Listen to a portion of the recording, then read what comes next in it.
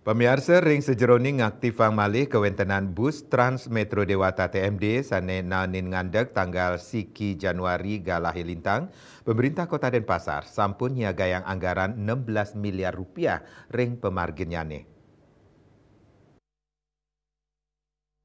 Kaketus saking kantor berita antara Wali Kota Denpasar Gusti Ngurah Jaya Negara Mausang pengaktifan malih wentenan bus Trans Metro Dewata puniki sampun kacumpuin anutin saking parum sareng Gubernur Bali Wayan Koster. Sani sampun kacumpuin prebeu pengoperasian Trans Metro Dewata kaambil saking APBD Provinsi Bali saha daerah ring Sarbagita Denpasar Badung Gianyar miwah Tabanan.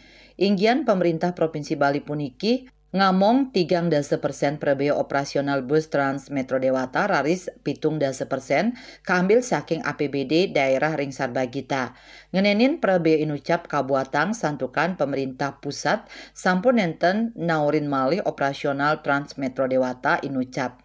Wali Kota Denpasar ngodarang paiketan dani nyokong indi kepunike santukan prasarat kota kepatutang madue transportasi umum. Duaning asa punike Jaya Negara Mausang paiketan dani wantah sida nyokong operasional bus Trans Metro Dewata sane madue feeder.